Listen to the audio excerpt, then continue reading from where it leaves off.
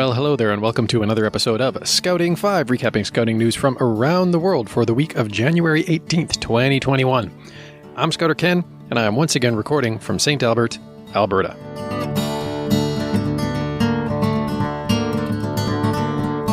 Bear Grylls was appointed the ambassador of the World Organization of the Scouting Movement, their first ever global ambassador, back in 2018 or 2019, I believe. And he has now just renewed his appointment to the post for another 2 years. He will hold it now until, I suppose, the end of 2022. During his time as chief ambassador of World Scouting, he's, of course, worked mightily to raise awareness of scouting and to, engage more people in the youth movement, billing it as, the world's leading educational youth movement. He's worked tirelessly, really, to inspire people from all walks of life all around the world to join up and become involved with scouting in their communities.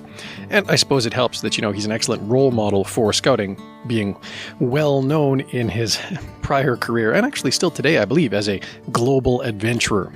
All those different reality series he did and all the different memes that they spawned, his reputation as an outdoorsman is almost unparalleled.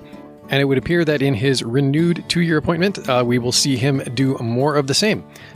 He aims to continue to be active in supporting and shining a spotlight on the initiatives of scouts around the world, and of course of the World Organization's initiatives as well. Plans to, attend events when those are able to happen again, and to continue to try and engage young people around the world to take part in and to help grow the scouting movement in their communities and countries. Scouts in the UK will soon, evidently, be able to earn a Dungeons and Dragons badge. The Scout shops in the UK recently updated their online listings for the Scout Entertainer Activity Badge to include information on an upcoming badge that has been sponsored by Wizards of the Coast and the Dungeons and Dragons brand that they own. The Entertainer badge in the UK has traditionally featured, the twin masks, the dramatic muses, tragedy and comedy. And the new badge will continue to incorporate that, but of course it will have the Dungeons & Dragons logo emblazoned on the bottom of it in red text over a white background. And there's a couple of ways that Scouts can earn the Entertainer badge. The first is to plan and execute an original piece of entertainment. And they can do this across any media or format of their choosing. Storytelling, stage plays, short films, music productions, campfire stories, etc. And then, of course, the second option is to take part in any one of the above activities at the behest of another scout. Basically assisting another scout in carrying out any such things. Dungeons and Dragons, of course, does involve a fair amount of storytelling. And so it's very easy to see how this badge is able to tie into the theme of the Entertainer Activity Badge. This is a very common topic, of course, that we discuss here on Scouting 5, but it will, of course, not surprise listeners to hear it come up again. This time we look to Summerside, which is in Prince Edward Island, Canada, but the scout groups there are looking for volunteers. They're facing a bit of a shortage, especially in this new year where scouting registration has been significantly impacted by the coronavirus and some of the restrictions that have been imposed on scouting as a result of it. Even though PEI has weathered the pandemic better than most of the rest of Canada, they're still taking a membership hit. They're not seeing as many members returning. And of course, with members not returning, that also means that some scouters are not returning.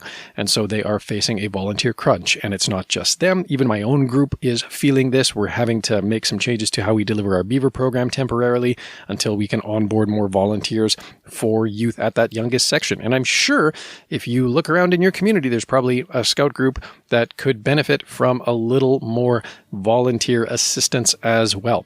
So maybe we'll start off 2021 with just sort of a general call. Hey, if you're already involved with scouting, thank you so much. If you are not currently involved with scouting, please do consider volunteering with a scout group in your area.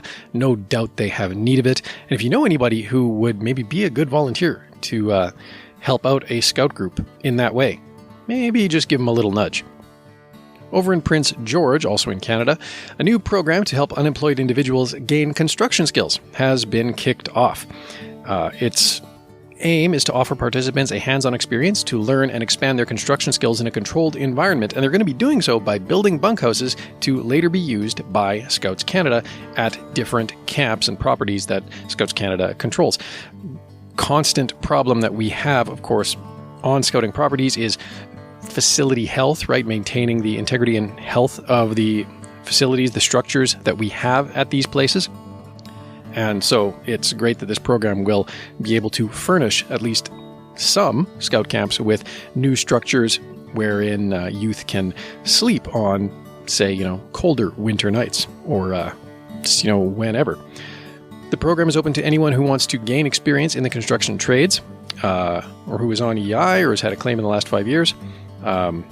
Participants in the program will receive their certificates in WHMIS, First Aid, Fall Arrest, and the Construction Association of British Columbia's Construction Safety Training Program, which is called Site Ready.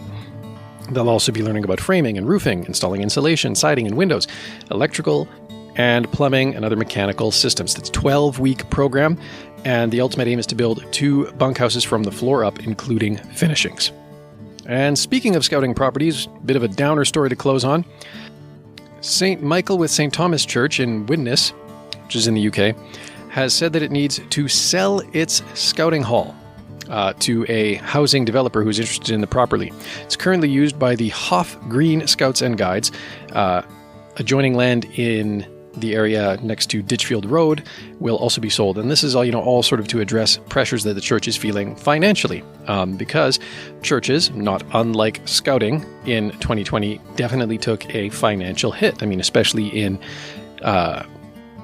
churches often depend, of course, on contributions from their communities. And when does the community contribute to the church? Well, they do so at services. And if services are canceled, well, obviously, anyways, you can see how one thing leads to another. And so the church is now struggling and has to contemplate selling off this property.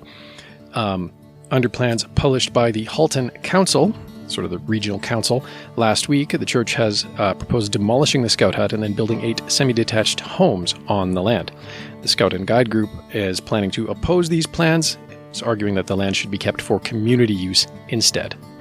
And that is all the news I have for you this week. Thank you again for listening, and until next time, be prepared.